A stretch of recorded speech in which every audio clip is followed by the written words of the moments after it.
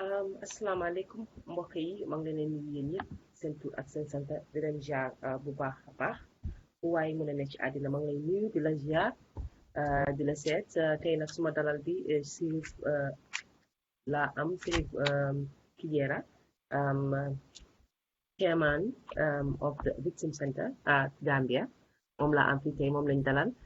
Sirif maa ngi laa dalal bu baax a baax thank you for coming on board ma jéem a woon nit ñi rek ne light them off as usual it's a Gambian thing Gambia.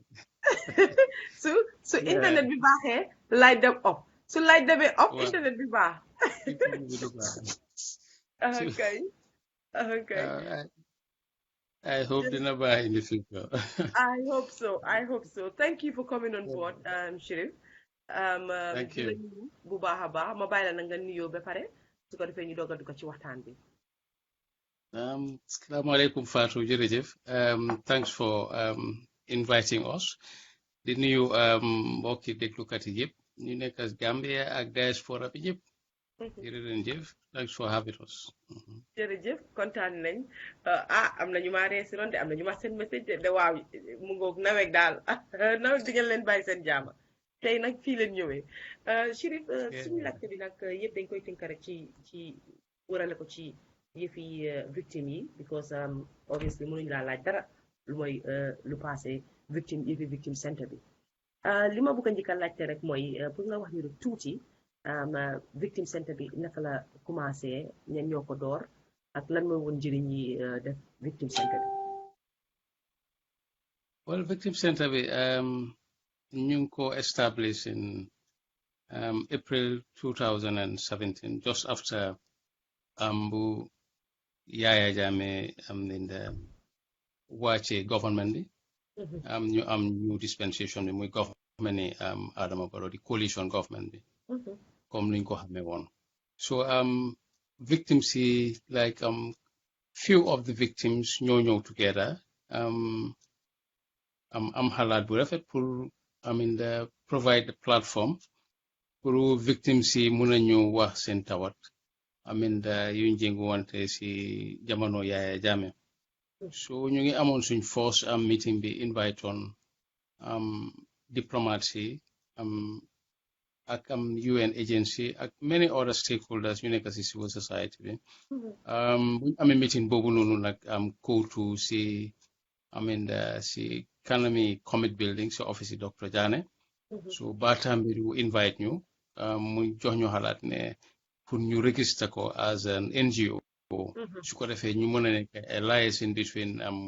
victims and government so lii moo ñu indi together then ñu established the victim center ñu ooye ko di ko xamee the Gambia Center for Victims of Human Rights Violations so ñu establish ko officially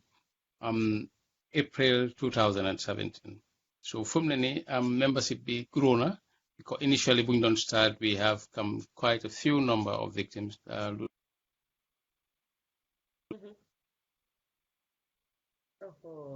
ay waay waay nawet bu ñu ko def waaye nawet def ñu ko ba pare nag li ñu buggal ñu koo def dina métti waaye anyway xam naa ne Chérif dina dugg si waat si lu bañ a yàgga kon ñu patient rek te xam ne ñu ñoo nawet ñooy war a xeex tey ba pare boole ko xeex ak internet bi waaye so far so good internet was good waaye nag fi mu nekk ne nawet daal mu ngoog mooy loolu Chérif dina ñëwaat nag ñu dugaat ci waxtaan bi su fekkee amuñ ko it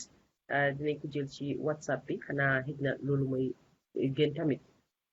comme ni nga ko expliqué rek wax expliqué na fi li nga xam ne moo tax gars yi def yëfi victime center yi mu ne victime yi seen boppa ñoom ñooy ñëw with the initiative pour ñëw toog ñuy ubbi seen victime center ndeysaan with the nimble of Batamedou mu wax leen ne def leen ko the proper way def leen ko the right way ngeen register ko su ko defee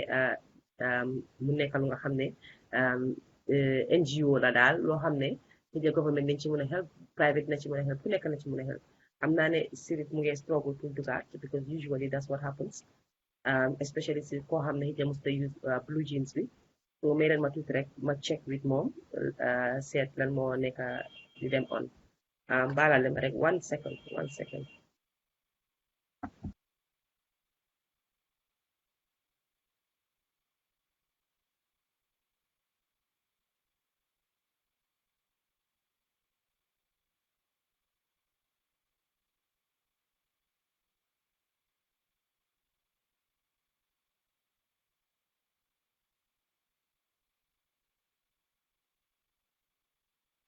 xaaral ma rek ma check with Sirif ma seet because gisatuma ko online sax so I don't know what's happening there. Anyway xam naa ne Chérif dina ñëw ci lu bañ a yàgga gisatuma ko online waaye dina fix problème bi mu am foofu noonu gannaaw ñu ngi xaar Chérif ma dugg si waat rek ci victime yi nga xam ne maa ngi doon def GoFundMe pour ñoom suma tànni birthday bi laa wax ne ñoom laa bëgg a defal GoFundMe ba tey mu ngi on di leen ñaax rek ba léegi rek ñëw leen ngeen jàpp si ngeen help leen parce que su Chérif ñëwee ba toog ba wax ak ñun di ngeen understand lu tax ñu gën a soxla ndimbal bi nga xam ne moom lañ nekk di ut du man rek nag xam naa ne am na ñoo xam ne yàggul nañ cee jug di ut ndimbal pour ñoom victime si so jàppaleen si rek mee leen ma tuuti rek naa Chérif ak ma try ma seet lan la am.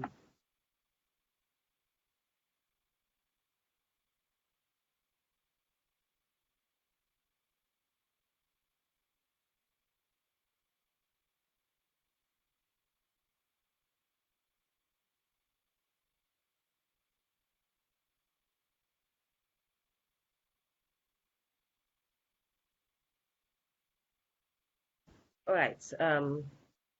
mënuma am Chérif ok Chérif ñëwaat na Chérif connection bi dafa dem. waaw dégloo ma ngi laa tooñ ma ne su nawet demee baaxee connection dem su lii Gambia daal mooy loolu Chérif waaye ba léegi rek jërëjëf thank you for coming waaw nga jekkali foofu noonu yaa ngi doon di wax lu am solo waaw yeah so noonu nañ establish victim center bi basically register nañ about 1,000 victims document nañ about more than 800 documentation bi mooy jël seen statement ba pare def ko si database bi so ñooñu moom document nañ waaye registration bi mooy ñu ñëw rek register as victims without proper documentation so basically register nañ about 800 victims. all right fi mu nekk nii bu ko dugg rek ci laaj la tuuti xam lu nit ñi dee laajte all the time bi ngeen gisee ne TRRC bi form nañ ko ñu gis leen ne yéen dafa mel ni commencé ngeen di liggéey ak TRRC bi sax allo yaa ngi maa dégg Chérif waaw maa ngi laa dégg maa ngi laa dégg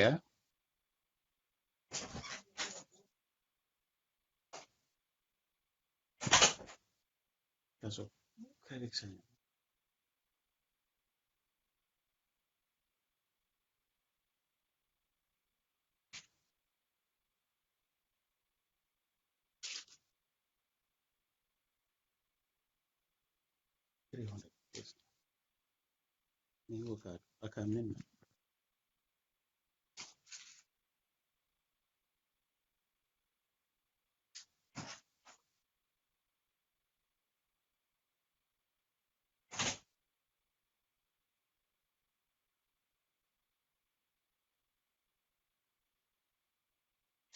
Dégala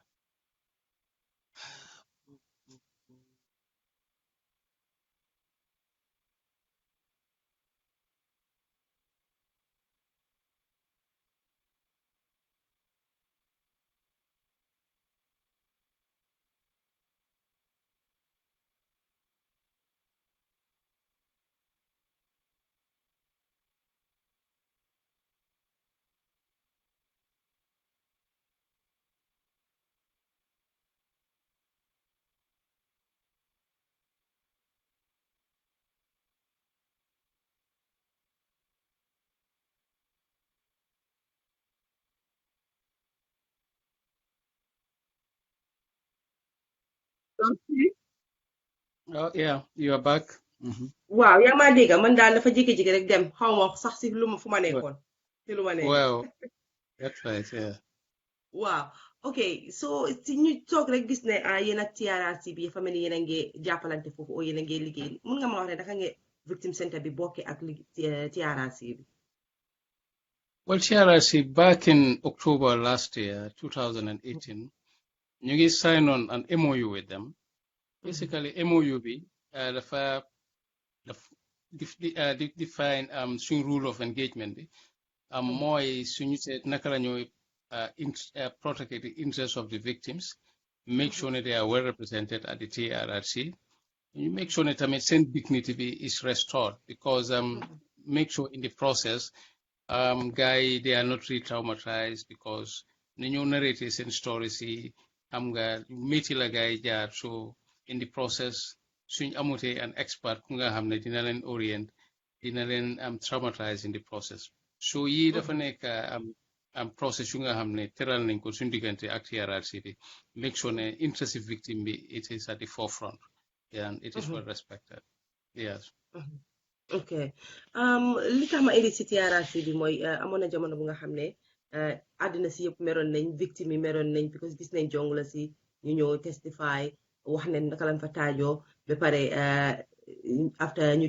release lañ naka ngeen fiiloon yow nga xam ne yaay di chairman of it naka la victime si fiiloon about that. Well, it was a very difficult situation for the victim center. Swing disappointment be more like more. They should have consulted the victim center or consult victims. See, one and Lee Moy plan see government be one. But when lolo happen engage on the minister be invite on the new dem nañ waxtaan ak mom and ak some of the victims yu nga xam ne affected on lañ maa si ñoom Baba Haidara ak ñeneen. So buñ demee mu explain nañu ne this is a strategy bu guide use pour mun a indi yeneen papier to say ñu mun a ñu I mean give their testimonies. So nekk na a very difficult decision. So victim center bi nag we have different groups of victims. So am nañ victims yu nga xam ne ñooñu lañ ñoo njëkk a ñëw like the family of Fafa Nyang ñoom dot Fall ak many others ñu nga xam ne ñoom Kaañi ñoo njëkkoon a ñëw testify. So ñooñu buñ testify ñu free so jong la si ñu tamit testify. So we have different categories. So buñ ine organize a big meeting with the Minister of Justice. So ñeneen a ngi wax ne ñoom tamit they still I mean dañ war a am the opportunity pour ñoom tamit comme ñu joxe ñeneen ni opportunity pour ñeneen ni seen perpetrators si ñëw forward pour testify. So because of ñoom Kaañi suñ leen jàppoon jong la si duñ ñëw forward because dañoo ragal duñ testify. So it was some sort of a strategy bu nekkoon part of the design of the TRRC and the transitional justice mechanism bu nga xam ne loolu la gaay teral ne you can come and testify but at the end of the mandate of the TRRC ñoom ñooy joxe recommendation. Those that bears the greatest responsibility obviously will face prosecution. Not necessarily because minister bi lu wax mooy not necessarily ne dañ leen bàyyi they are free or more or less they are on bail but at such time that TRRC bi joxe recommendation bi su ko defee ñu ñoo war a yóbbu si kanami luwa ñu yóbbu si kanami luwa ñu nga xam ne there will be the reconciliation ñu reconcile. So it was a very difficult position for the victim center because we have various categories ak ku nekk sa interest. So basically we are in the middle trying to make sure that we fight for what is reasonable and what is best for all the general victims at large. So it was a very difficult decision. Yeah. Loolu ban impact la def si yéen after loolu noonu amoon ngeen yeneen victims yu come forward ndax amatu leen ban impact la def si centre bi. Every day registration bi kon it is ongoing ñu ngi register victims every day. TRRC bi moom bu mu start it seems to be like a national ownership. The process bi ñëpp a ko own waa dëkk bi ñëpp a ko own people they build a very very strong interest as far as the TRRC proceedings are concerned. Every day dañ dee dem nationwide outreach ñu ngi register every day people are coming to the office to register ba pare ñun tamit ñu ngi reach out to the victims across the country because normally we have a routine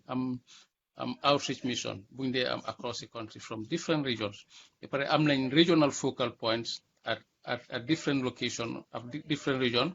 So demee North Bank am nañ nga dem CRR URR ba di Phoenix we have regional focal points yu nga xam ne ñoom ñoo dee def registration bi ak documentation bi and they are also trained. So basically the numbers are coming as the TRRC is proceeding. So registration bi moom it is very forthcoming. Naka ngeen doon survive at first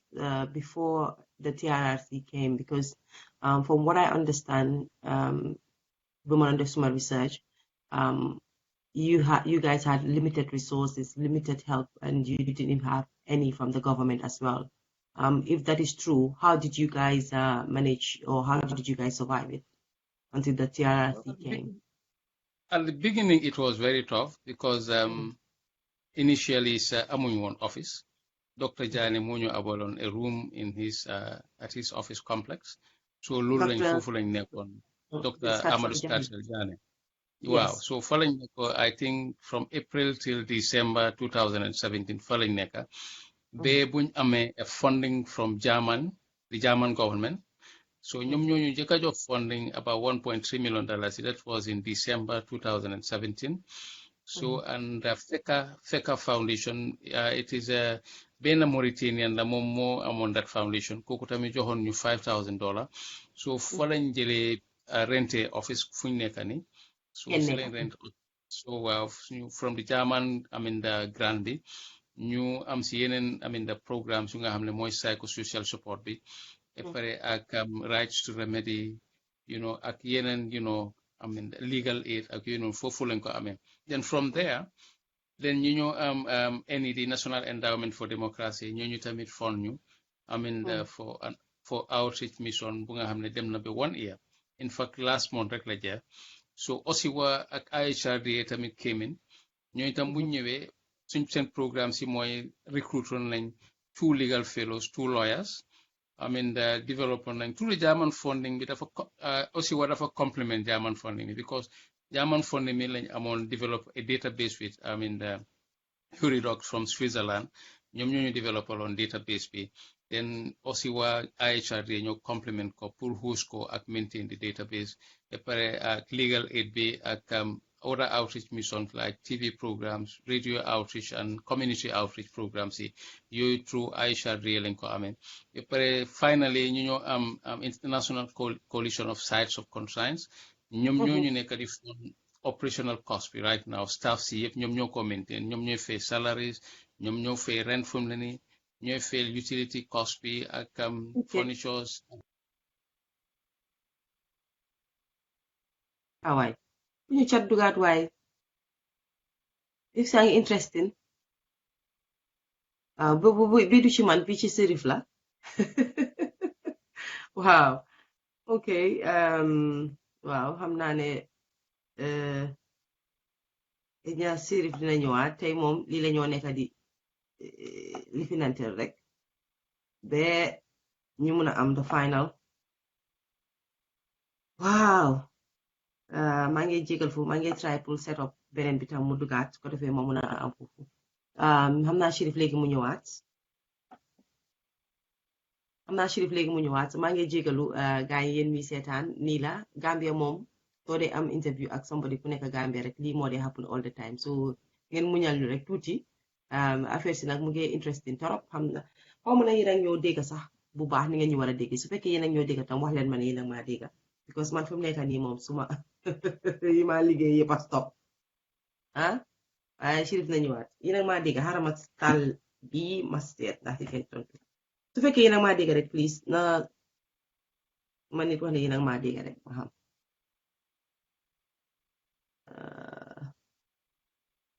waaw tey la de li ma gën a bañ laa def nii tey téléphone si blue jeans waaw suma computer bi moom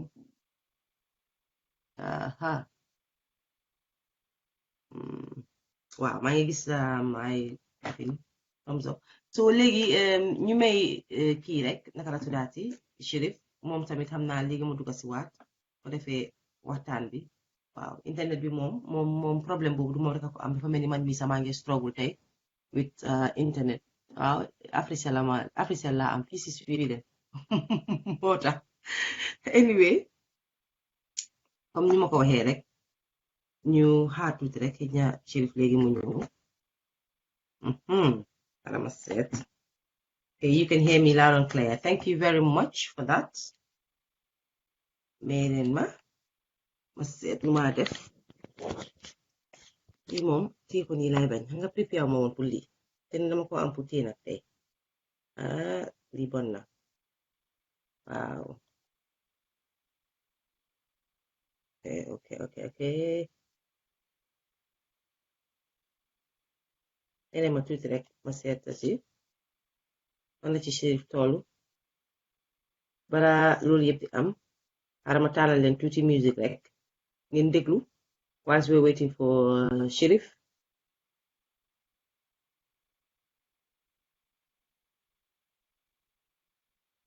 Man moom maa ngi try lu nekk waaw allo Sheriff. Yes, Sheriff. I am back again. I am back again. waaw waaw kay yaa ngi doon explainal nga ne the last ñi ci jàppoon ci ndimbal bi foofu nga Well, nekk. yeah, German government bi laa wax ne aussi wa moo compliments and funding bi mooy buñ jëlale ay two legal fellows ak maintain database bi. But lastly mooy sites of conscience, International Coalition of Sites of Conscience ñoom fu mu ne nii last year yëpp ñoom ñoo ñu nekk di fayal staff si ak basically operational cost bi yëpp ñoom ñoo ko nekk di fay including psychosocial support bi ko am nañ psychosocial unit foofu noonu headed by Dr. Sidibe ak teamam bi ba pare ñu ngi amee medical programme foofu tamit bu nga xam ne ñu ngi help victims yi seen affaire yi medical assistance yi like medical bills yi consultation yi ak medical test yi so basically ñoom size of concern ñoo ñu jox funding boobu is about $800,000 yi so luckily project lifin bi mu ngi waroon a jeex last month so am nañ extension bi to February next year ba pare binoon nañ yeneen proposal si ñoom gaa yi joxate nañu approval up to 2021 so which is a very good news for the victim center. That's very good. Sant yàlla ci loolu fi mu nekk nii ma ñëw rek dugga si taay li nga xam ne ñun ñëpp a ngi koo gis ne wax nañ ministre bi announce na ne dañ fay victims yi $50 million loolu leen jot a fayangum nii ñu bëggoon da nga explain nañu ci loolu tuuti parce que xëy na nit ñu bari understanduñ lan lañ mean by that because man bu ma defee suma research dama find out ne 50 bi dafa dem to a trust fund boo xam ne si TRRC bi la daal maanaam TRRC bi lañ ko joxuñ leen ko directly yéen victim center bi laal foofu ba pare ma mun a dugal bu baax a baax si biir foofu noonu because yow yaa ngi wax ne yéen ngi register 800 victims ngeen document te according to my research maa ngi dégg 500 la so xaw ma ban mooy ban léegi foofu tam si biir bëgg naa xam naka ngeen naa séddaale loolu ci victime yi waaye ba léegi rek ñu delluwaat ci ne 50 million bi ñu leen jox noonu naka la pour nit ñi understand ko. Well, thank you, Fatou. 2 months ago, the Ministry of Justice at TRRCB, you launch on a victim trust fund. So they have an account with the Central Bank of the Gambia. So Kubuga donate to victim trust fund, we fangare them donate directly. So Bobo, it is both locally and international donors. So account is there put Nubuga donate and Nudugal for the victim trust fund. So $50 million is a government commitment. Bunga hamne gay digol nañ ko TRRC bi. In fact, the victim trust fund bi TRRC bi ñoo ko nekk di manage. So government dafa waxoon ne from the proceeds si Yaya Jammeh assets su moo jaay yu gaay di jaay dinañ jël part of that in the funds pour dugal ko si reparation fund bi because as a result of the violation BFC si moom la happen so moo tax $50 million bi government contribute ko si victim trust fund bi. So, but trust fund bi gaa ñu si resource mobilization bu nga xam ne victim center is part of it. So gaa yi dugal nañ si yeneen ak yeneen stakeholders yu nga xam ne they are part of the process. So $50 million bi is not enough to compensate the whole of the victim community bi because of so you say victim center bi dañu fa register about 800 victims. Why so you see registration bitamit? So you benefit from the TRRC, you have to go and register with the TRRC. So you am la database bi. You hamne you are liable for compensation. It's not so new register with the victim center is not enough because TRRC ñu nekk di manage reparation. Victim center is not managing reparation. We are just partners, stakeholders in the process. So more than you call on general victim membership. So register with the TRRC, that's not enough. You have to go to the register with the victim center is not enough. You have to go to the TRRC and register with them. So if you am la the database before reparation bi su ñëwee ñu mun la consider. The reparation is not just going to be just financial reparation because it is going to be on a need-based assessment. So you say a reparation be TRRC they have a reparation committee. Committee be among in consultation with the various stakeholders, including the victim center, the civic society and the other partner organization like the UN system again they are all part of the process.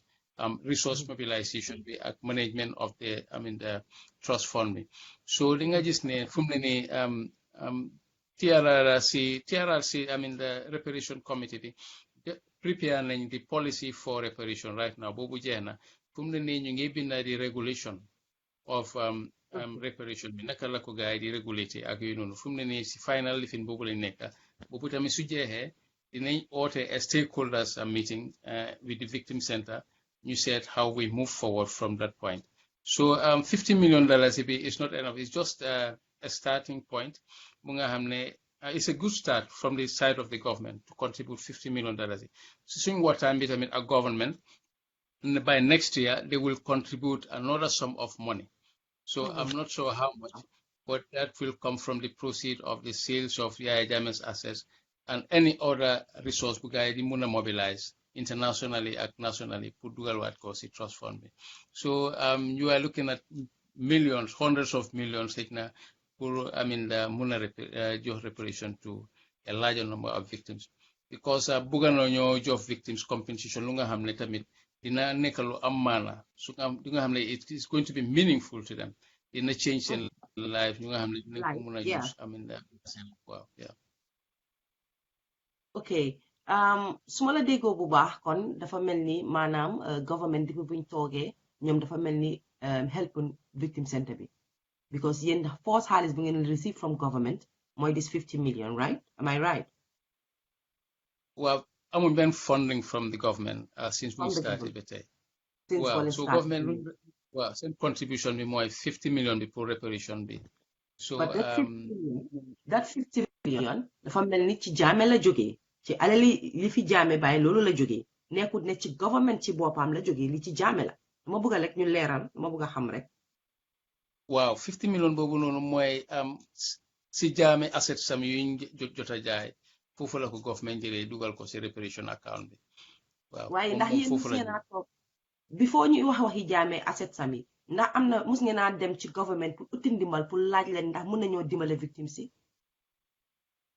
Well, in our various engagement like April 10, 11 bi approach the government pour ñu dimbale ñu pour ñu mën a pay air ticket for some of these April 10, 11 victims. But government dimbal joxe wuñ benn dimbal si loolu. Ba ñun ñoo doon mobiliser suñu bopp resources dem nañ si Port Authority. Port Authority currently ñoom ñoo ñu jox funding about 270,000 of final April 10, 11 victims si air tickets. So at Papa Yusuf Njai tamit pledged na about 2 air tickets. The pare through moom dimbal nañu to Trust Bank fu mu ne nii moom moo nekk di negotiate ak Trust Bank pour ñu mën a am yeneen air ticket from Trust Bank. Am nañ yeneen dimbal tamit from ordinary Gambians ak other philanthropists like Ida Marita eke nekk Sweden. Ida currently moom tamit dimbal nañu torop mobilize na resources from Sweden yónnee na ko fi moom lañ nekk di provide waaw mooy yaay benn so moom lañ nekk di fayal guys seen educational programme si di pour seen xale yi dellu school so Ida tamit trial na victim center bi trop ñu ko si gërëm bu baax a baax ak yeneen Gambien ñu nga xam ne dañ dee ñëw from time and again di contribute si victim center. ok soo gisee ma laajte woon foofu rek pour leeral rek pour nit ñi nga xam ne they are having doubts am na ñu nga xam ne ñu ngi feel ne government ñooy help am na ñu nga xam ne ñu ngi wax ne government help uñ ba léegi moo tax ma laajte waat question boobu pour xam fan la government taxaw si lii ak ndax ñëw nañ dimbale leen yaa ngi laal sax foofu noonu léegi nii ne demoon ngeen uti tickets man su may waxtaan bi dama bëgg mu leer rek foofu sax naa fa doon di ñëw because I remember because loolu daf ma fekkoon Gambia soon me nga duma bàyyi ma fen bi ngeen doon try because I was very involved in that pour because first lady bi dafa amoon tickets yu ko joxoon in Turkey la foundation am bi and you guys wanted some of those tickets. So is this different from the government bi nga nekk di wax na boobu nga miin bi ngeen demee pour laaj first lady bi ndax mu ne la naa jox si yenn si tickets yi pour ngeen yóbbu some of the victims pour ñu faj leen is it different because maa ngi xala confused right now. I think that that's just public speculation like you know ñun musuñoo approach first lady bi Foundation as far as musuñoo approach foundation bi as far as victim center is concerned. ñun Turkish embassy bi lañ approach through the Ministry of Youth and Sport time boobu Henry Gomez moo fa nekkoon moom moo ñu nekkaloon diggante victim center bi ak Turkish embassy bi in fact moom moo ñu dugalal that connection ak Port Authority bi tamit Henry Gomez moo binda Port Authority on behalf of the victim center so be funds bi sax Ministry of Youth and Sport la funds yi ñëw then ñu dem funds yi ñëw si ñun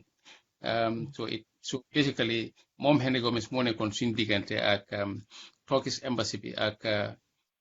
Port Authority so waaye musuñoo engage the First Ladies Foundation bi so basically ñu tamit dañ doon hear stories about moom it dafa approach in Turkish embassy bi about medical treatment programs yi I don't know how true that was but as far as we are concerned offer bi is still on the table now TRRC ñoo nekk di work on that program in partnership with the Victim Center so TRRC because I'm established on a medical board with the assistance of the government pour victims yëpp dem foofu ñu assess seen medical condition bala su ko defee ñu mën a xam ñana eligible for overseas treatment ak ñu nga xam ne mun nañ leen traité Gambia fii nii so ñoom ñëpp victims yëpp am nañ that opportunity gars yi dem nañ through that medical board assessment bi so ñu nga xam ne they are eligible for foreign treatment so ñooñu lañ enlist pour ñu nga xam ne ñu nekk on the Turkish embassy treatment programs yi so I think there was 9 of them critical conditions like Yusufa Mai and the rest ñoom ñëpp they are part of it fu mu ne nii sax they are on the final stage send passports yi send documents yëpp they are already with the Turkish embassy hopefully before the next month you know gars yi dinañ dem Turkey inshallah fu mu ne nii air tickets yi la ñu nekk di work on already I think we have 7 ñaari air ticket moo desangoon wow thank you very much for coming on board and for that clarification because man bi ma nekkee Gambia ak ñeneen kon nag yéen neen seen biir tam war ngeen a waxtaan because ñun information bi ñu doon di jot dafa mel ni ci biir centre bi lay doon génnee pour ñu ngi wax ne approach yoon ngeen the First Lady Foundation pour ñu joxoon leen tickets but during the time bi nga xam ne Turkish yi joxoon nañ First Lady 25 tickets because loolu moom nit ñi xam nañ ko remember nañ ko and then you guys wanted 7 out of it and you were denied the 7 and blah blah blah waaye yàlla def na léegi tey yow ñëw nga leeral ko moo tax nit ñi moytu parce que ñun we were mislead mun naa wax ne parce que ñi ñëpp gëmoon nañ ne First Lady bi daf leen bañoon a jox so alhamdulilah ne tey leeral ngeen ko seetal ngeen turam foofu ne musu leen ko approach nekku leen sax da ngeen demoon ci moom pour bëgg mu joxoon leen ak yooyu noonu because wax bi bari woon na nit ñëpp foo nañu ok why did she do that naka la moo joxee moom 25 nitami o naka la moo jëlee fiw jox ko on friends and stuff like that and léegi tey victim center bi ñu ngi ko nii doon ok loolu leer na léegi pour laaj la rek ba tey rek ma ñëwaat ci government parce que lan nga mun a wax ci criticisme ñi nga xam ne ñu ngi wax ne tey 50 million bi tey soo gisee ñu jox leen ko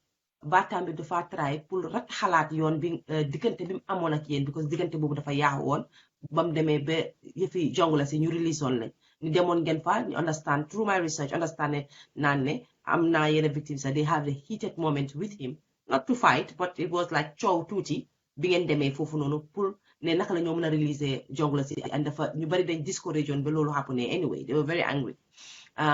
so nit ñaa ngee wax ne this 50 million dañ leen ko jox rek pour shut you guys up wala shut nit ñi up because li tax mooy bugg a laal foofu mooy nit ñi dégg nañ 50 million ah mu ngoog daal fi waxtaan bi gën a neexee la Chérif demee waaye Chérif dina ñëwaat dinaa ko muñal dina ñëwaat dañ leen ko may tuuti rek gaa ñi ma jégaluwaat rek ma indilaat leen beneen musique rek ngeen dal di dallu foofu rek moom tey moom su Chérif demee rek musique laa leen a indil rek ba ñooy jeexal te noonu rek lañ ko mën a defee ku ma leen tegaloon léegi ma woon Mary Njie dégg ngeen woyam boobu ma tegalaan leen beneen woyi Mary Njie rek ngeen dégluwaat ko because moom doomi Gambien la te mu ngi woy yu neex moom tamit xale bu jigéen nekk America so bii nag woyam bi moom moo at mu la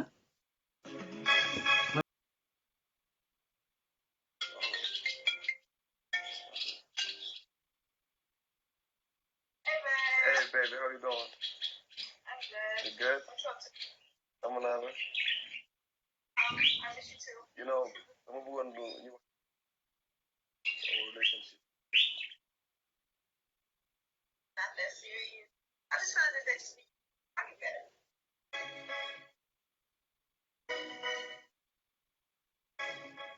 If you ever waaw kon try guys man nag meditation, ma ñëwaat nii you nag have to start. fi mu nekk nii nag Chérif moom mu ngi struggle with internet problem Gambia moom ñi moo struggle la bari sax internet bi plus nawet foofu noonu mooy ni ngeen dégg rek suma waxtaan bi ak Chérif leeral nañu lu baree bari surtout sax part bi nga xam ne wax na ci fii post dérivé bi because a lot of people thought ne post dérivé bi daf leen dinaayoon tickets pour victimes yi war a dem faju ji because ñun ci noonu lañ ko doon déggee ñu baree bari noonu lañ ko dégg woon bind nañ ko ci internet bi bind nañ ko fu nekk wax nañ ko ba soona so waaye nag tey ñu am ci amaan bi mu ñëw toog fi leeral nañu loolu Chérif na nga def ñëwaat nga Yeah. Tey moom waaw connection bi de moo xam naka la sant moom. waaye man duma dee woori sax su demee rek ma dóoral gars yi musique so it's okay alright ma delluwaat rek fi ma doon wax ci foofu noonu ne nit yu bari ñu ngi wax ne alright 50 million bi dañ ko wax rek tudda ko parce que dëgg la am na mu ngi si trust fund jox nañ leen ko waaye ñu bari ngee wax ne because of coow bi nga xam ne amoon na seen diggante yéen ak baataan bi tuuti du yow personally waaye foog naa ne victimes yu bari demoon nañ mere nañ ko and dëgga attaquoon nañ ko surtout ma social media tam nit ñi attaquoon nañ ko because ku nekk dafa meroon ne why did that happen waaye aliyeroon yaa ngi explain ne ñoom ñu ne loolu dañ ko war na am pour def su ko defee ñeneen ñi dinaa mun a ñëw so ñu bari di wax ne xaalis bi dañ leen ko jox turi jox rek la parce que soo gisee ma dugga foofu noonu Chérif pour nga leeralal nit ñi parce que xam nga ñun Gambien bi bañ déggee 50 millions suma maas yi dañ kontaan top dal ne alhamdulilah léegi victimes jot nañ fi 50 millions 50 millions it's a lot of money then again it's not a lot of money soo bëggee xool ñaata victime si nekka and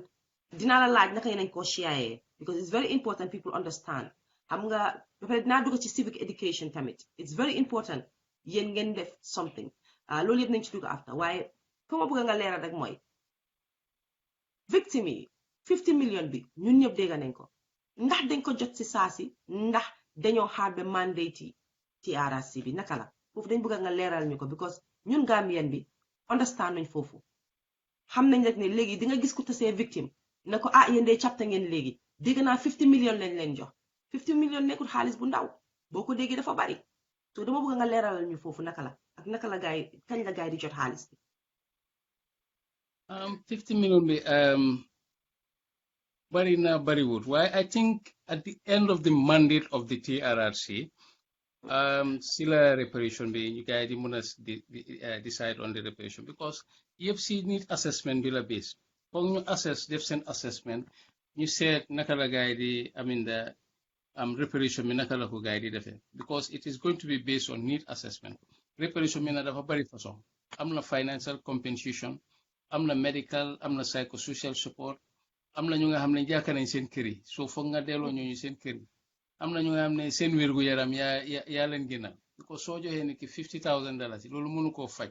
nga fayal ko $100,000 mu faj am wérgu yaram moo gën a important ci moom den kooku mën a am loolu xëy na kenn ki dëkkuwaay moo rafetul o moo baaxul soo mu ni dëkkuwaay mu mën a am loolu so reparation bi dafa bari façon nekkul just financial reparation so dafa bari façon so community reparation tamit dina am ñu nga xam ne ay community lañ ci jamono yaay demee ay nañ leen basic social services ak facilities like electricity water schools ñooñu tamit dinañ mën a am part of that reparation. Yet nañu sampal leen school, ñu yóbbul courant, ñu yóbbu jox leen ndox ak yooyu noonu. So ñoom tam dinañ bénéficier reparation yooyu noonu. Ak memorial si tamit, sampa a statue or a memorial different, a monument pour xam nga. Yooyu yëpp part of reparation la. So dafa bari façon. Waaye loolu yëpp du mën a nekk léegi ni. Kon ñu xaar bi mandate TRRC bi jeex, gaay bi na seen recommendation yi ñu mën a am because regulation si right now ñu ngi bind regulation si naka la ñu aminda doxalee reparation bi because policy bi léegi moom pare na. So loolu yëpp ak consultation ñu gaay war a am ak victims community bi ak loolu yëpp is going to be in place. So I think it is very important fu mu ne nii pour TRRC bi ak victim center bi ak yeneen stakeholders yi ñu provide the platform lu nga xam ne xëy na ñu mën a engage the public, sensitize leen on the issue, ñu mën a xam educate leen reparation bi naka lañ koo defee ak ban time la ñu joxe reparation ak yooyu noonu. For now is very important pour ñu manage expectation bi dafa high right now, so we can understand ne victims yu bari nañ déggal ne 50 million. So ñu bari ñu man sax am na calls yu bari since last week ñu ngi laajte reparation bi naka lañ ko def. So ku ma call dama lañ ko def waaye wax naa leen ne there will be an outreach pour engage leen ñu mun a waxtaan public bi ñu wax leen reparation bi because right now si resource mobilisation lañ toll foog ñu mobilise more resources pour ñu ñëpp ñu mun a am xam nga lu am njëriñ pour ñu suñ leen joxee xaalis tam mu mun leen a njëriñ. It doesn't make sense nga jox ne ki $20,000 amul ko benn njëriñ. So nga jox ko lu am fayda lu nga xam ne dina meaningful mu change life am foog naa government bi tamit foofu lañ jublu. So affaire reparation bi tamit lii it has been going since Minister of Justice bi launch a nationwide campaign pour engage the whole nation about the establishment of the Truth Commission ak the transitional justice process bu nekk on. So part of that engagement public dialogue la woon. So ñu doon seek the views and the opinion of the general public ñoom naka lañ bëgg the design of the TRRC, the reparation aspects and the reconciliation aspect and both the justice delivery system. Yep, it was part of the public engagement. So in fact, from that time, the government they are going to mobilize resources. You make sure the reparation. It's not just a promise to the victim, but because the focus and legacy the TRRC will be different from the other TRRCs we have across the world. Because so you say in TRRC, like Sierra Leone, reparation was reparation. Reparation was new. Amur reparation. So they made South Africa, they made just one-off payment. It was 20,000 rand because we had a study tour with the minister in South Africa. So you say reparation was just a one-off payment. 20,000 rand. So you say reparation be we can do ours to be much better. So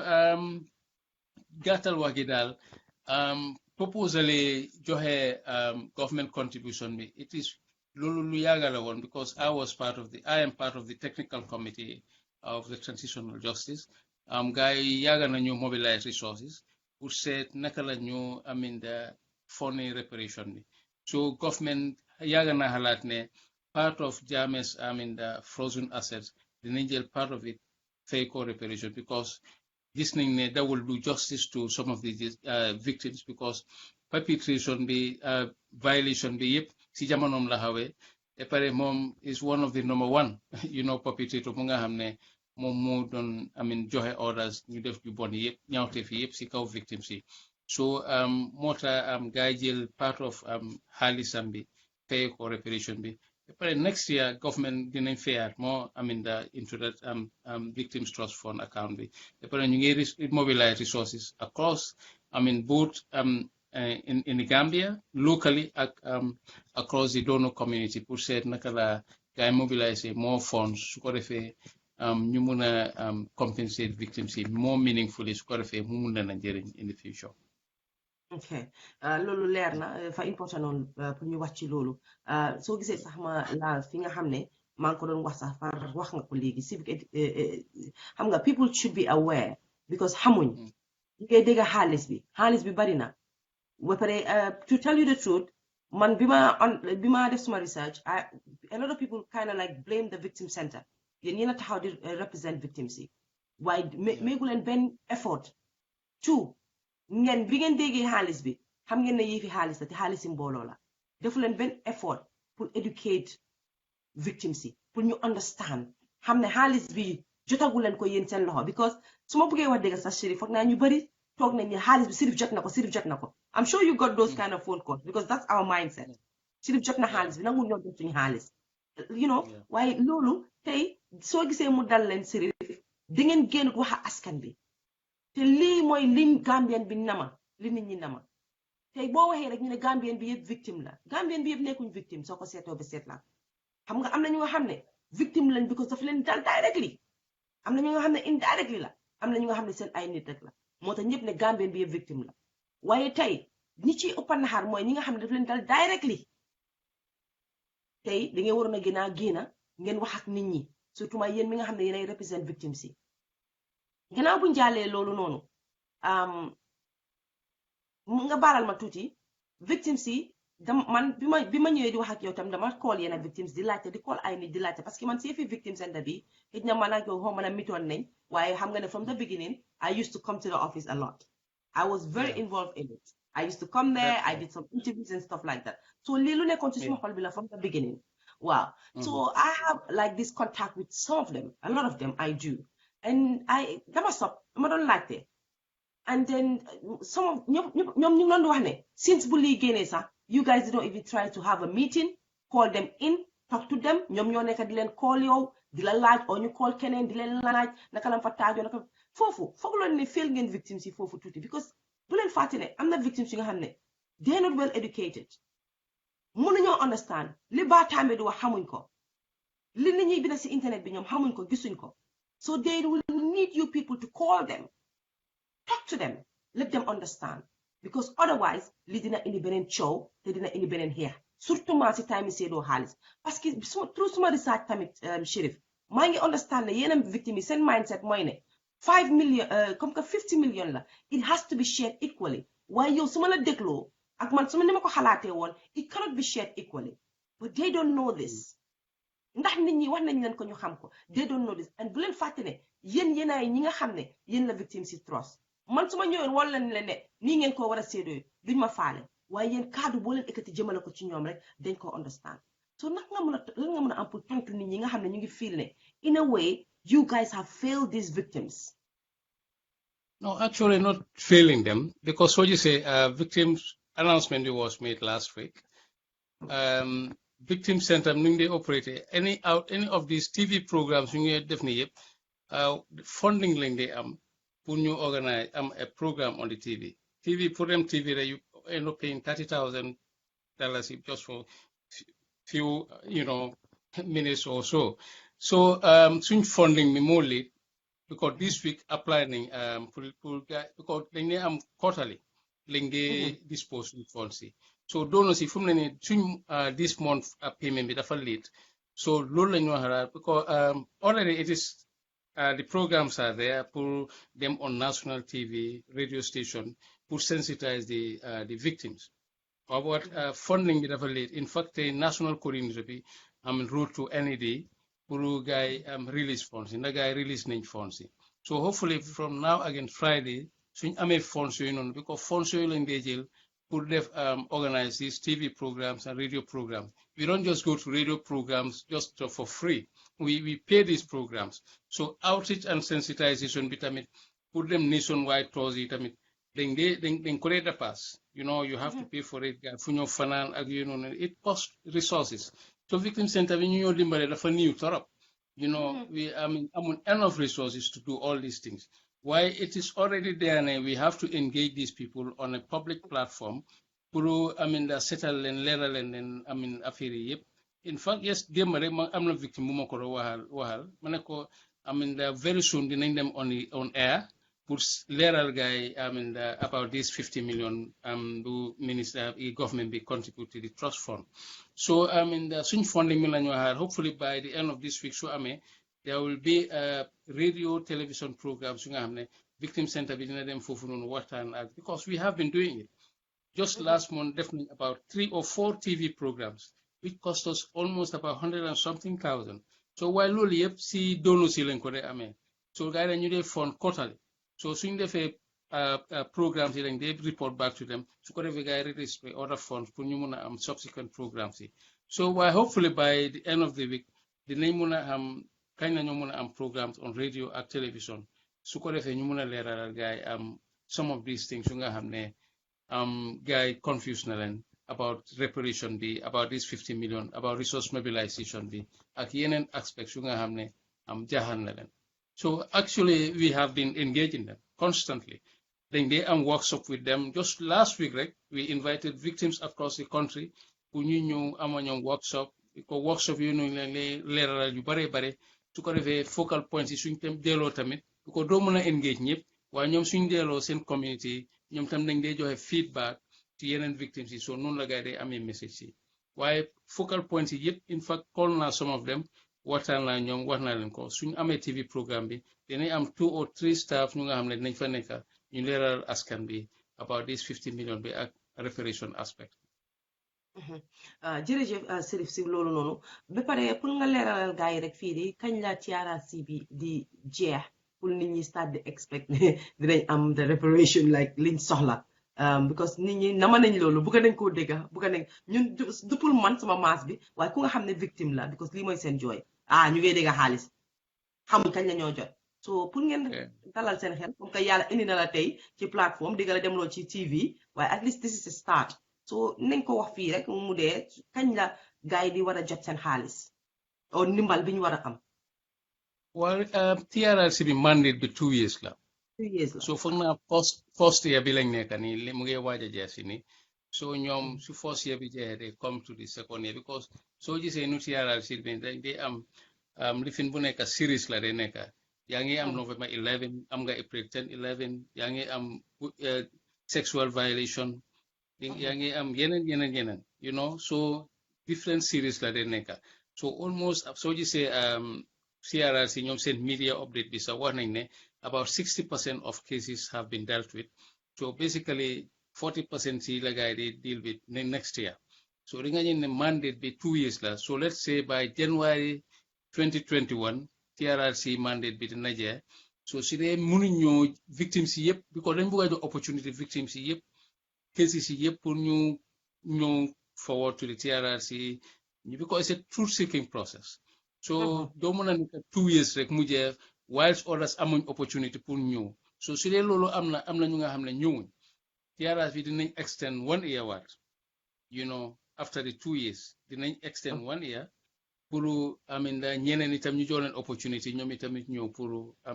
narrate seen stories give seen testimonies waaye su dee within the 2 years bi mandate bi cover na yëpp so dinañ close TRRC bi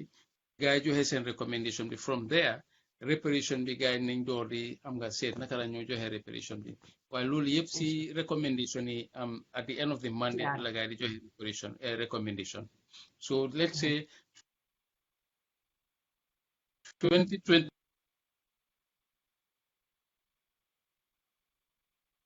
then mandate be to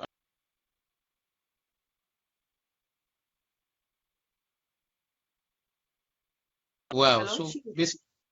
waaw mun ngaa repeat foofu noonu daf doon di freeze waaw 2021 lañ jot a dégga waaw ok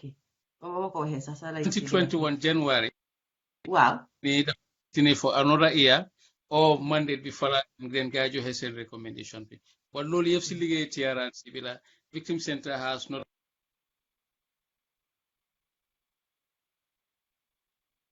ñoom commissioners so loolu liggéey TRRC waaye ñun mandate bi daal is for 2 years but after that there's a possible 1 year extension after that mandate ok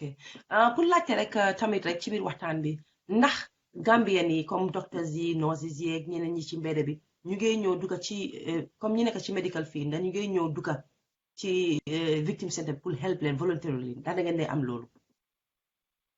no actually amuñ anybody ku ñëw voluntarily pour help but am nañ lawyers yi nga xam ne time and again dañ day ñëw volunteer joxe seen advice in fact spend for some time you know defal ñu some liggéey foofu noonu or joxe advice you know very good lawyers like ñoom Kombe Gueye you know Yasin Senghor you know am nañ yeneen ñoom Fabakary Jammeh, and many others. Even the Minister of Justice, am na lawyer nga xam ne they offer voluntarily to come and help us, like ñoom Mam Jobe, many others, Matilda, and many others. Wow, dañ dee ñëw, the offer. Even Idi Fall, the prominent lawyer at the US, ñëw na foofu noonu, offer na pour, to give assistance where we need him, so am nañ façon nit yooyu noonu yu dee ñëw time and again pour joxe seen assistance. While as far as medical is concerned, Apex Optics, they have been doing very well under Ida Marita boobu tamit Ida Marita moo ñëw with that. So fu mu ne nii any victim mu yóbbu foofu noonu victim center bi 50% la dee fay. So Apex Optics bi dañ dee waive the other 50% bi, which is a very good gesture to victim center. ñu ngi ko rafetlu lool. So ñu ngi expect na yeneen Gambian medical living institution like Lamtoro yeneen yi ñoom tam suñu mënee step in, offer those kind of offer, dina baax trop, dinañu dimbale trop pour ñu address medical issue with victims yi. waaw so ñu ngi gërëm Apex Optics ak Ida Merita bu baax seen taxawaay encourage ñeneen ñi tamit su dee mun nañoo joxe façon dimbal boobu to the victim center dina baax trop. waaw jërëjëf li tax ma laajte foofu sax te foofu laa bëgg a ñëwee sax ñu close léegi tey parce que jël naa sa time yëpp I told you to half an hour 30 minutes 45 minutes te romba nañ ko jërëjëf soo gisee ma laaj foofu noonu ñun Gambien bi aka ñoo mën a yuuxu aka ñoo mën a jooy ñun dañoo ñu taxaw jooy yuuxu waaye when it's time to help ñun doo ñu dee gis ñun Gambien bi ñu jóg help because I remember man bi ma daan ñëw ci victim center bi fanaa councilor beeg ak ñeneen ñu daan def yëpp nit ñu weex laa fa fekkoon ay tubaab rek laa fa fekkoon ñoo doon di dimbale so man dama daan xool around gisuma woon benn doctor ñëw fa and these people needed doctors definitely su docteur bi ñëwul sax pour faj gisuma woon kenn ku doon indi garab gannaaw maa ngi dégga ñu mel ni ñoom sol mais nga yéen Siga Jaañ ñeneen a ñeneen di day jël seen xaalis yow surtout maa ko mel ni yow ñële di yónnee seen xaalis ak ñeneen a ñeneen du yéen rek ak ñeneen a ñeneen surtout maa ci diaspora bi ñoo day yónnee pour jàppale ñii waaye gisuma benn si doctors medical field ñi nga xam ne dañ dëkk Gambie ci boppam laa wax gisuma leen ñu active lii nii and it is very sad te tey ñooñu noonu man mi suma bopp ak keneen ñun ñoo ñëw taxaw fii di bugg a yuuxu government defuñ lii ñi defuñ lii ñi la defuñ lële but how about us? Definitely it should be loo xam ne ñun ñëpp a war a taxaw booloo xeex ko ku nekk fi nga munee nga ñëw waaye xëj na Gambien bi man ci tam mu ngi xalaat ne man as a doctor I should be paid for this ana tubaab yi nga xam ne ñu ngi bàyyi seen dëkk yi ñëw ba Gambia di help these victims. It is very sad ana ñoo xam ne ñu ngi am seen ay mbokka ci medical field bi lañ nekka te seen mbokka yi victims lañ te nekkuñ sax di leen help. It is very sad ñun kañ la ñoo dimbale suñ boppa te man ordre ma ping ne ngeen reach out to them or reach out to them they should know better pour ñu come on board pour ñu help waaye su dara demee wrong ñun ñëpp ay ñëw coow bi riir bi ku nekk wax ku si mel ni man nag Fatoumatta Coker dinaa wax ba xar te fekk xëj na maa ngi amoon loo xam ne ci man mënoon naa ko ñëw use pour help victim center bi. It is very sad suñ nit ñi duñ dee jóg pour help waaye su coow bi jotee ñun ñëpp a dee jóg xoolal ñun ñëpp dañ dee jóg di attaque surtout suma maas yi ñun ñëpp dañoo mën a ñëw attaque government dañoo mën a ñëw attaque ku nekk waaye ana lan lañ xam ne moom lañ dee def ñun dëgg la buñ leen ko bàyyee di wax ne victime yi Yaaya Jammeh la soo Yaaya Jammeh moo war a nekk alelam ni ak ñeeni dëgg la ñu ngi xaar alal Yaaya Jammeh pour mu dimbale victime yi waaye bu leen fàtte ne victime itam Gambien lañ ñun ñooy victime si soo gisee ma ne ñun ñooy victime si ñun ñooy Gambien so ana yéen mi fa toog yéen mi fa nekk fii ñi nekk fii si Europe bi fii dafa jël time pour ñoom ñu ñëwaat fii di war a help di ñëw Gambie di help yéen mi fa nekk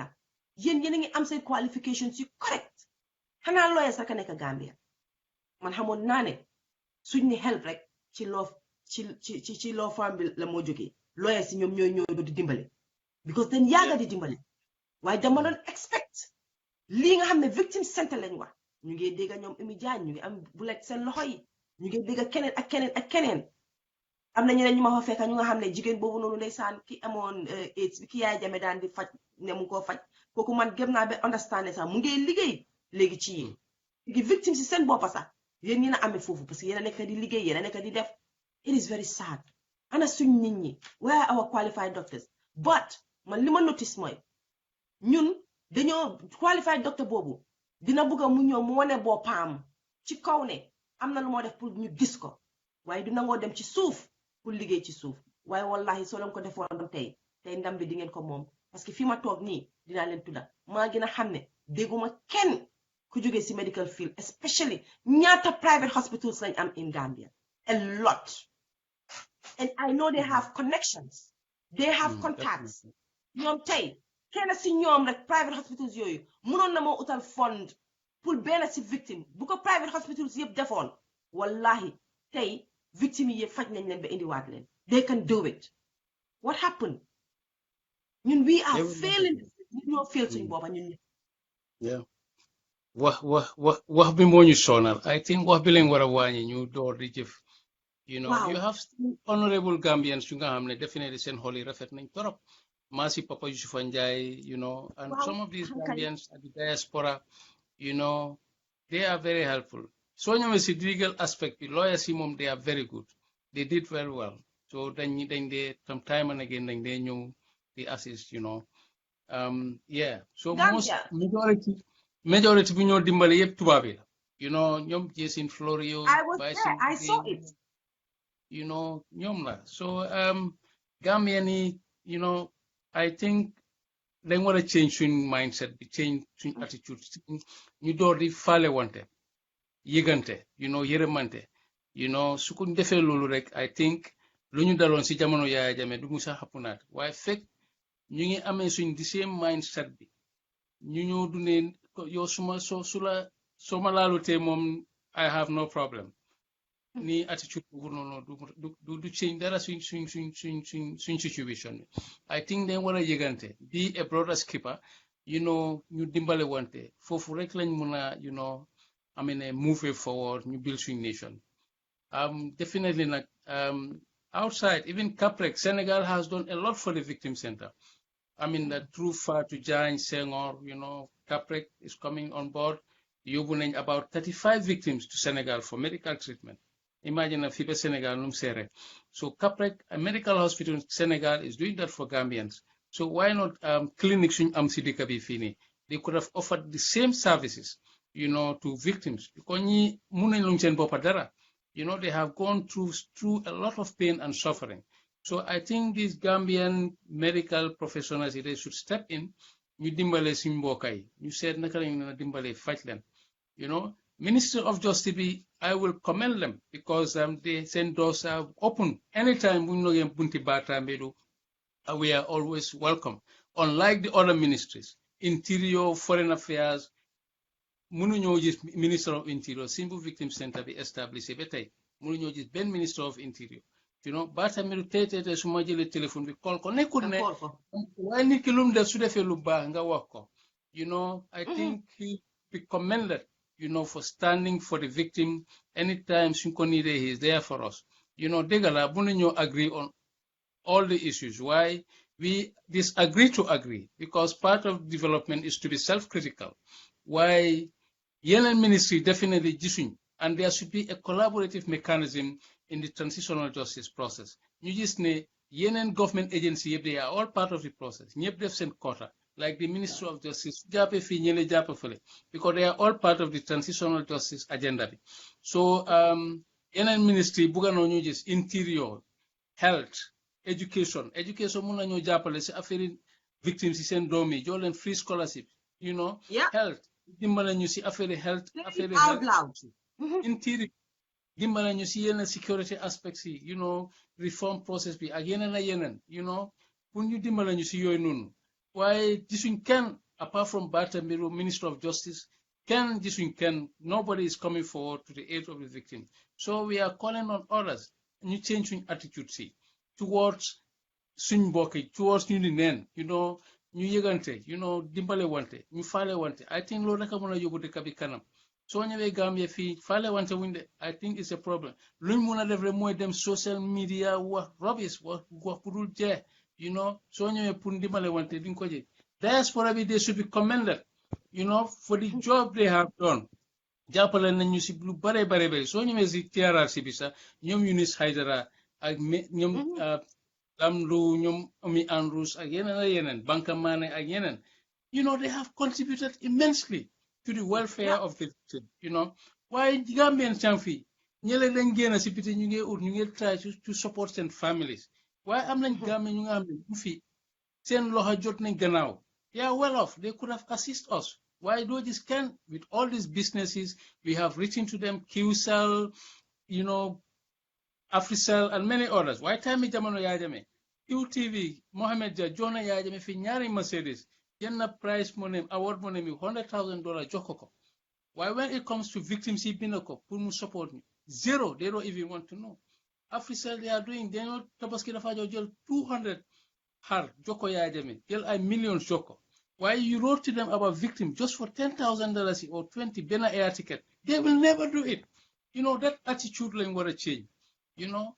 Lord, you don't just do it just for, you know, your gain, but certainty. Your social corporate responsibility. Nga said fanga ko def mu jëriñ askan mi jëriñ waa réew mi. I think it is very important. Te di la gërëm na sa programme bi baax na trop. Xëy na ñu bari ñu xamutoon dinañ déggal lu bari. So wow.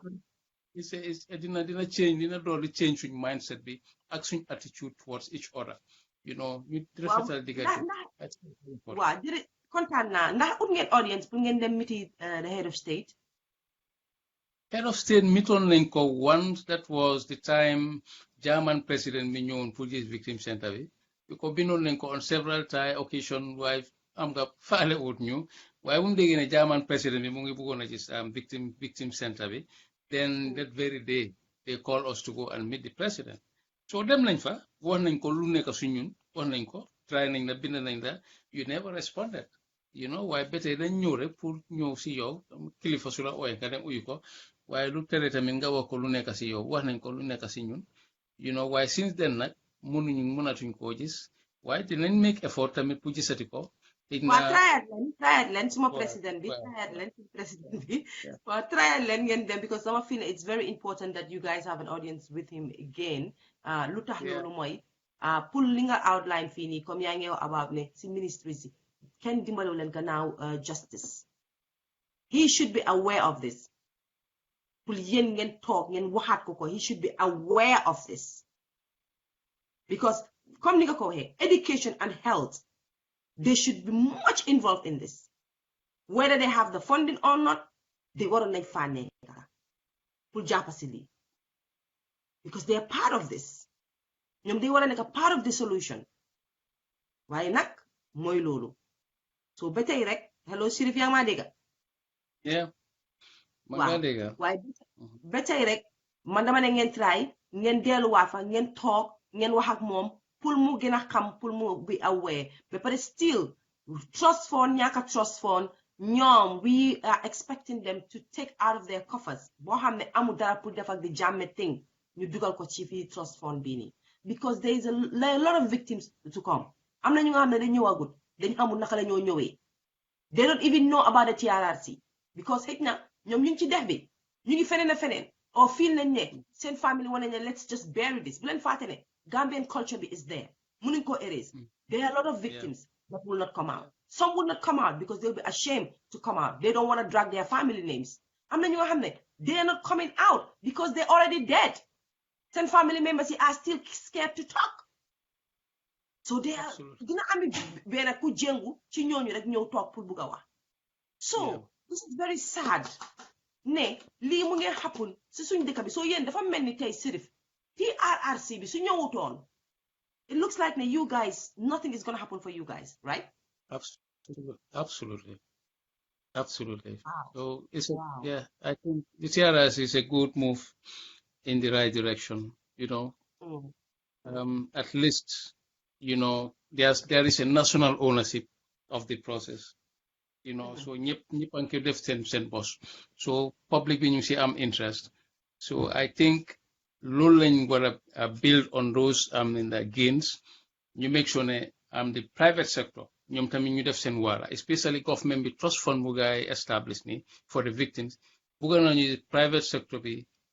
own the process, ñoom tamit ñu contribute generously towards the victims trust fund, because they are all part of the legacies of dictatorship. Because you saw just private companies yu bari, they had been supporting dictatorship. They had been financing Yahya Jammeh's political activities.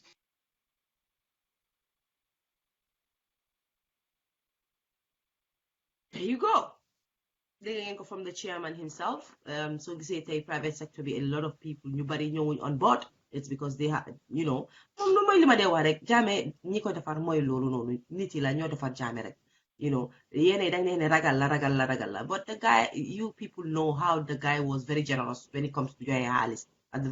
to the wrong people. So he was giving out money. So obviously, so when you make 1 million, knowing Jammeh dafa xajaan, he will give you 10 million more. But when he's ready with you, di nga xam ne 10 million am bi dafa génne sa yaram bi benn loolu tamit mu fa. So this is sad. I'm not saying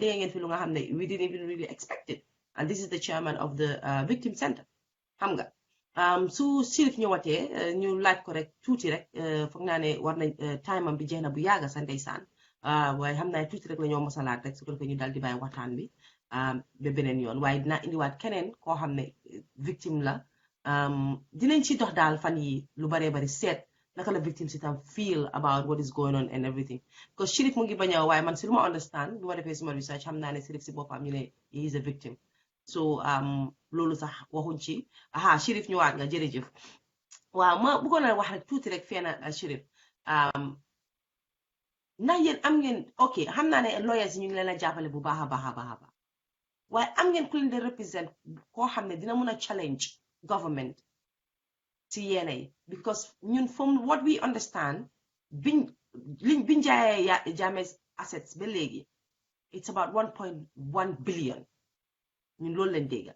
Whether it is true or not we don't know, but we know there is a lot of money there. So taking 50 million out of that, it's money, then again it's not a lot of money. Ndax yéen am ngeen kenn ku leen dee dem challenge government ne no, we think that we deserve more than this. We think that we shouldn't even wait for the TRRC, because yen bi ngeen a ñëw TRRC nekkul fa woon ñëwutoon. Trust fund bi dëgg la it's good pour mu nekk foofu noonu, it's good ne TRRC is handling this, but nag jéemoon ngeen ko try pour challenge tamit, because am na yenn victims yi they need urgent medical, they need urgent attention. Am na yenn comme ni nga wax am na ñoo xam ne dëkkuwaay tey demal nga xool fi ñu dëkka ñooñu ba kañ lañ nekk di xaar, and how would you know sharing bi am na ñeneen ñi wax ne beneen coow mooy ñëwaat beneen xeexaay ñëwaat, because dangaa ne Gambien pour nga séddale ko xaalis beneen problème la. I think government in the first place dañ war a ñëw ñu leeralal public bi ñaata la gaay di cover ngom si assets yi Yahya Jammeh si funds yi, because public speculation bi ne 1 billion I think that is definitely loolu speculation la. Wow, that is an assessment of lan la Jammeh commission wa ne loolu la Yahya Jammeh assets sami worth like that, over 280 something compounds, properties, landed properties, the companies and the bank's accounts. Well, initially, from what information I have gathered, government they have sold more than about $100 million. See assets Yahya Jammeh. I know that money was there. Part of that money, like I did, 50 million donate goes to the victims trust account. But the rest of the properties are currently being advertised on the newspapers. Assets Yahya Jammeh. Currently, like right now is on the newspapers. You get advertising assets. So, but 1 billion is sitting in the account. I think that just public speculation. I think government I cannot speak for government, but because miscommunication, lack of communication, you are creating room for speculation. Things like this. Wow, they should come out and educate the public about all these things. Su ko defee nit yi duñ nekk di speculate, because speculation bi dafa gën a yaakaar bu bari la dee indi like expectation bi dafa gën a high. loolu speculation bu bari bii nii Waaw. indi lu leen problème yéen surtout ma si victim center bi yow as a chairman deful leen headache because people are angry Well, based on it. If I hear man su ma déggee ne ñu ne billion Yeah. ba pare ñu ñoo jox 50 million damaa Yeah. mer Of- yéen waaw Obviously, I think government should come out. Ñun from the right now, ñu ngi seet naka la ñoo engage the TRRC. Pour ñu am a public outreach on national television or radio. Pour ñu mun a discuss about this reparation aspect. And that $50 million is government contribution bi. Su ko defee dinañ mun a manage expectations yi. Because expectations are very, very high. Victims yi ku nekk ñu ngi foog ne 50 million mi léegi lañ ko séddale.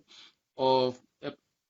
ñu ngi foog ne sax is in the hands of the victim center xam nga so loolu lañ bugg a leeral askan bi so fu mu ne nii in our current engagement bi loolu la pour ñu seet naka la ñu engage the public with the stakeholders the TRRC and the Ministry of Justice in particular seet naka la ñu amee public forum pour ñu sensitize the public on this reparation aspect and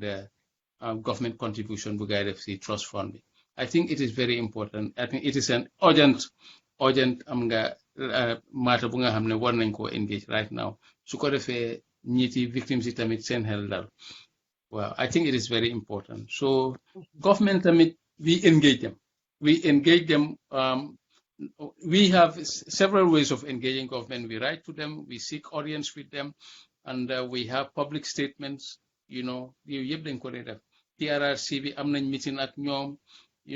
am na yu nga xam ne lëndemoon nañ si yëpp leer na fu mu ne nii because of we had an MOU with them so fu mu ne nii gars yi yoon yuñ bàyyi woon fu mu ne nii ñëwaati nañ on track because of engagement with them reparation bi we work it out with them based on consultation so foofu la gars yi defaree reparation policy bi fu mu ne nii now ñu ngi bind regulations yi so I think there are a lot of improvements as far as that is concerned. So I better ñu ngi write on TRRC bi sax pour meet commissioners including the chairman anga gars yi dañ tukki woon demoon nañ diaspora tour bi ñëw nañ so work is overwhelming right now so foog nga jox leen chance tuuti ñu offload then ñu mun a engage gars yi ama tooga ñoom waxtaan yu bare bare so loolu dina bokk si affaire reparation si ak reconciliation bi ak the justice part of it as well waaw so dinañ tooga ñoom in the very near future so boobu dinañ gën a leeral affaire bi xëy na in our next interview dinañ gën a leeral yu bare bare bu soobee yàlla incha allah. hopefully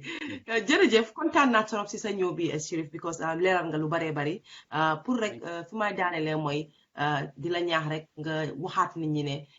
victims yi nga xam ne ñu ngi leen daan dimbale leen still continue because man recently dama defoon nga GoFund waaye I was so shocked and surprised ne maybe they were joking with me. But it really offended me. Some people, malen kole or malen ko started len ko senat, ñu ma wane come on, yow tam nak sa gaay nak legi nak am nañ ci million bi deglo 50 million ñu ngi am xaalis ak yooyu noonu understand nga. So I was offended by it because I felt that even if they have millions, xaalis du dee musa doy te man suma understanding mooy xaalis boobu dégg naa ko waaye dama suspect ne obviously victims Yaya Jammeh du mun a am si rek 50 people and this money will not be shared equally.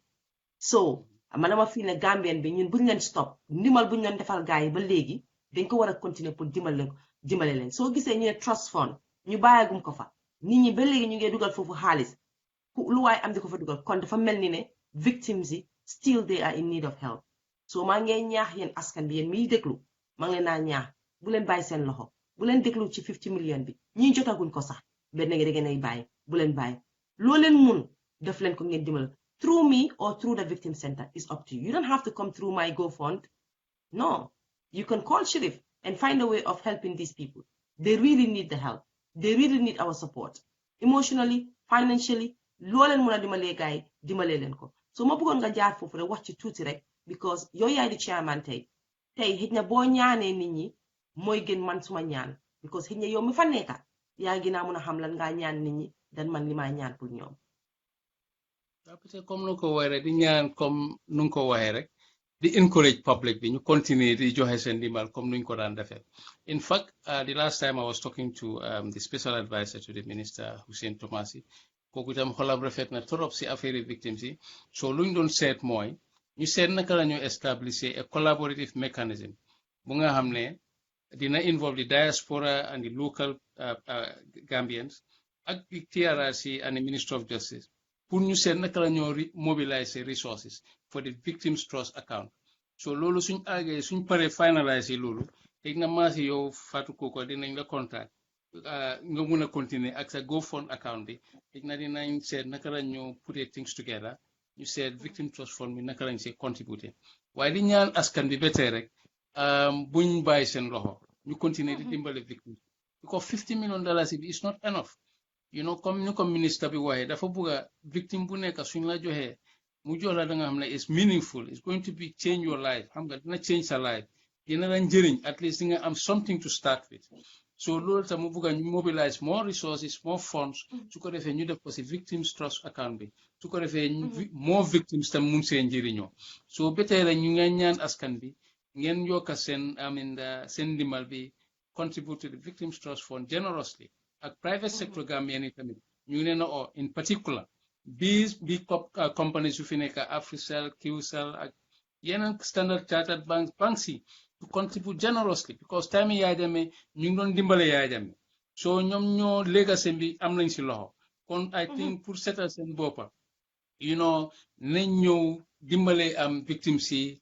contribute generously towards the victim trust account bi ñu ngi leen a gërëm di leen santa seen dimbal ñu ngeen a defal victim center bi ñu ngi leen a ñaan ngeen continuer di dimbale victims yi di leen ñaanal yàlla aar leen yokka leen seen am bi si barke Rasulullah sallallahu alayhi wa sallam. Thank you Fatou jërëjëf kontaan nañ torop xam naa ne nag because dégg naa ne you are a victim yourself why you don't talk about it that much waaye yaa ngi jël focus on helping victims at the victim center so yow tamit di la ñaanal bu baax a baax di la ñaanal yàlla ci sa taxawaay ci victim center bi di la ñaanal lépp lu nga xam ne yaa ngi ko mbébét o yaa ngi ko bëgg sa xol bi yéen la ko yàlla defal because being a victim ba pare being a victim and being there for the victims loolu tamit ku koy def tamit dañ laa ñaanal rek yàlla jàppale ci lépp lu ngeen def di ñaanal ñëpp ñu nga xam ne ñu si victim center bi please ñëpp ñu nga xam ne ñu si victim center bi te di jàppale wàlle victims yi ñu ngi leen a ñaanal man nag foog ma dee xaasal Solmenga because if I'm involved in this today from day one Solmenga moo tax ma involve si so maa ngi koy ñaanal bu baax a baax parce que man moom daf ma dee jàppale ci lu bare su lu nga xam ne moom xam na ne dama bëgg a di wax ci li nga xam ne daf dee affect society all the time te xam na ne dama bëggal si di dugal ci yu nga xam ne fu ñuy néewalee ni doole la so moom fu mu dégg façon bu mel noonu rek am na yoo leen xam ak yoo leen xamul so daf ma dee ñëw ne involve si li dugal ci lii daf ma si dee jàpp so du ma mun a ñàkk gërëm Solmenga foog ma xaasal ko Siga Jagne nag soo gisee ma ko dee tudda parce que victime yi saa yu ma waxee ak ñoom ñaari tur yi foog ñu indil ma ko foog ñu wax ci Siga Jagne te foog ñu wax ci Solmenga moo tax may dee tudda Siga Jagne moom tam mu nekk koo xam ne buñ ko fàtte ci lii saa su nekk rek nañ koy gërëm parce que dégg naa ne underground work bu mu def ci lii ci victimes yi nii dafa bari depuis April 2000 ba léegi nii kon nag nañ leen ko ñaanal moom tamit li mu bëgg ci xolam moom moo ko xam yan nag ko yàlla defal moom tam moom Siga Jagne di ñaanal nag ñëpp bépp Gambien koo xam ne yaa ngi dimbale victimes yi nii ñu ngi laa ñaanal ñi nga xam ne nag commencé guñ yéen tamit ñu ngi leen ay ñaanal yàlla may leen doole bi pour ngeen commencé pour dimbale victimes yi because nit nañ dimbal te liñ foog ne loolu rek moo leen mun a dimbale loolu doyut soo nañ leen yokka suñ ko munee di delluwaat nag ci suma GoFund because xankay balaa ngaa ne naam nekk ca ma delluwaat ci boobu so ma ngi leen a ñaax dinaa ko shareaat please bu leen 50 million boobu put off ba ngeen ne doo leen dugalaat dara pour dimbale victims yi I'm still appealing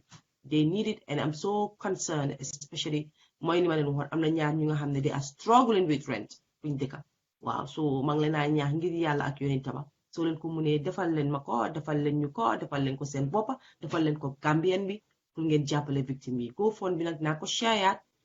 mooy li ma wax rek ñun Gambien yi 2 million lañ wax kon nag 2 million yëpp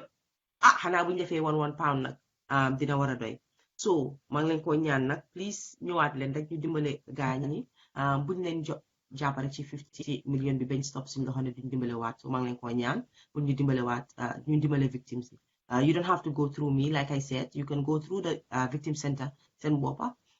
after dinaa jël few details ma put ko fii nii from Sheriff ma def ko fi su ko defee ku ma bëggut a contact tamit rek nga contact Sheriff noonu la mun a dimbale ngeen dimbale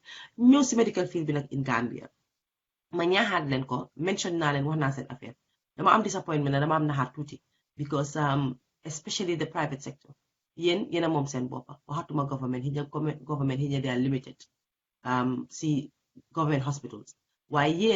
yéen a moom seen boppa yéen am na lu bari loolu mën a defal victims yi ma ngi leen koo ñaax fii nii ma toog ni tey try leen loolu leen mën a def loolu leen mën a dimbalee victims yi tamit victim center bi ngeen dimbalee leen xëy na li ngeen a foog ne sax du ndimbal mun naa am ndimbal la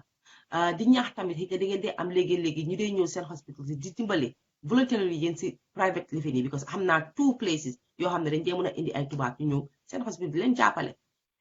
so ñooñu tamit mënoon ngeen na naa direct to the victim center ñu seet naka lañ mën a dimbalee victim center bi nag soo leen waxee ak ñoom Sheriff bu baax a baax xëy na dinañ leen mën a won sax naka ngeen mën a dimbalee te du ko ngeen dugal fa xaalis because ndimbal many different ways la nekkul ne xaalis rek la am na nit tey xëy na am na koo xam ne patient bu nga xam ne dina mën a di call victim center bi call fa ay nit xëy na because foofu man su ma bëggee wax dëgga su ma remember nit gars yi dañ fa dee dugga di génn all the time te gars yi dañ dee mën a arrange pour victims yi ñëw fa spend the day foofu noonu and you know you can support them through a conference call talk to these people they need us xam nga nit ki ngay wax ak moom rek muy laa dégg rek xëy na yaa ngi mën a dalal xelam xëy na am na lu bari loo ko mën a wax rek loolu seede na xool so kon jàppaleen foofu tamit su fekkee mun ngeen ko nekkut ne xaalis bi rek la am na ñu fi nekk fii si diaspora bi yéen moom xanaa ma ñaanaat leen rek ndimbal parce que da ngeen dee def lu baree bari ma ngi leen naa ñaanaat rek su fekkee ne yéen a ngi fi si fiil bu nga xam ne mun ngeen a call ñi pour deal with them mentally like di wax ak ñoom am noo leen mën a supporter please try and do that contact the likes of Sheriff wala Sol Menga call leen xam si victim center bi rek call leen ngeen ay call gars yi ngeen ay seet naka ngeen a mën a xam because ñii dama wax ak ñeneen ñi ñu ne ñu leen mayut sax Fatmata ngeen ay wax ak ñun rek neex nañu we feel cornered we feel pushed aside loolu dafa daw yaram so kon ma ngi leen ko ñaax loolu leen mën a def rek def leen ko ngeen ñëw te nag di gërëm nag Bah Tambadou bu baax di ko sant li tax ma gërëm ko sant ko tamit because nit ñee ko wax man damaa waxee fi nit ñi waxee parce que dañ ne def ci jàppoon from the beginning to the end daf ci jàppoon waaw am na ñuy wax ne léegi dafa change dem na ba si biir léegi nag bokk na si bara gouvernement mi change na dugg na fi gën a fële waaye dafa yàgga xeex pour victim center bii nii tey soo gisee TRRC sa egga fi mu egga dama ne Bah Tambadou bokk na ci soo gisee tey victims yi ñu am xëj na li ñoo am yëpp man xam naa ne Bah Tambadou bokk na si dëgg la xëj na liggéeyam moo laajte lu baree bari tamit duma ko joxal fii benn excuse waaye tamit si position bu mu toog man xaw ma ko so am from the outside so mun naa ñëw ma criticize ko mun naa ñëw ma xas ko mun naa ñëw ma wax ko lu ma neex because nekkuma si position am xaw ma ci lan la nekka ba war a tax xëj na his hands are tied xëj na nii rek la mun a doxalee xamuma so according to victims ñu ne nañ leen gërëmal Bah Tambadou tamit because contribute na a lot to ñoom tey fi ñu egga nii they're getting somewhere but we still want government to contribute more not only through Jammeh Finam so naka President Barrow ni tamit su fekkee yéen a ngi déglu yéen yéen a déglukat yi through the window please advice leen ko yéen même jege advice leen ko ne mu wax ak ministries am yi mu wax ak ñeneen ñi parce que dégg ngeen ko fii si gémmiñ ñi ki nga xam ne mooy di chairman wax na ko mu ne gannaaw di justice ministry amul kenn ñu dee jàppale victims yi nii and these are Jammeh's victims we all talk about them every day since bu Jongula si ñëwee TRRC bi bu mu starté bu Jongula si start di ñëw woo ma ban kër ngaa dem te fekkuloo kuy wax waxi Yaya Jammeh lim def nit ñi ban kër ngaa dem fekkool fa ñoo waxi victims yi so the only way to help the victims is through the victim center so kon yéen xam ngeen loolu ba pare ñii doo bu ñokk doon leen ibil bunta bi it is very sad of course you know why they're coming to you people they need the support xaalis lañ need they need the support so you listen to them xam naa ne soo leen mënut a jox xaalis from seen poos yi I'm sure ne you guys know xam ngeen areas yoo leen mun a dem means and ways yi ngeen mun a dem pour final leen support waaye lii li ci ëpp doole yam ñoom ñoo ko defal seen boppa mu ruslu lool kon nag mbokk yéen mi déglu yëpp a ngi leen a gërëm di leen santa di leen wax ne jërëjëf saa yu ma ñëwee nag ak programme rek ngeen ñëw déglu xam naa Sheriff fu mu nekk def ko find very difficult pour mu dugaat xaaral ñu lebal ko rek parce que foog naa ne def na justice tey wax na li mu war a wax yëpp liñ bëggoon moo wax na ko xanaa awma di opportunité pour gërëm ko sant ko moom it bu baax a baax ci kanamam di ko wax ne jërëjëf for coming on board because du ñëpp a mun lii te Sheriff li mu def nii tamit su fekkoon ne government officials yi tamit ñu ngi doon defee nii tamit dina neex because lii lañ need we just need you people to talk to us suñ ko amee rek foog naa Gambien bi dina relief tuuti so dig naa leen dajee nag ba beneen yoon dinaa leen indilaat keneen comme ni ma ko waxee woon rek Marian Johnson mu ngi parel programme am bii nga xam ne Gala Night la ci England on the 2nd of November di leen wax ne dig nañ leen dajee foofu noonu tamit xam naa ne dina nekk lu riche because moom tam mu ngi koo def pour moom tamit xëy na am na ñu bëgg a dimbale because mu ngi ron ne foundation am na ñu bëgg a dimbale so try leen ngeen dem ci Marian Johnson nightam bi tamit so am na ñu baree bari ñu nga xam ne tamit ku mel ni Sey Touré gis ngeen ko baat di yam bi fii nii Sey moom ku kenn waxatu ko xam because li moo def moom man mënuma ko keneen mënu ko wallahi Sey moom suñu doon crown ci dimbale rek ñi disable Sey Touré dañ ko war a crown because she is doing fantastic li mu mun man mënuma ko su ma ko enu woon rek damaa dof waaw kon nag di ko gërëm moom tam di ko sant bu baax jërëjëf kon nag ba beneen yoon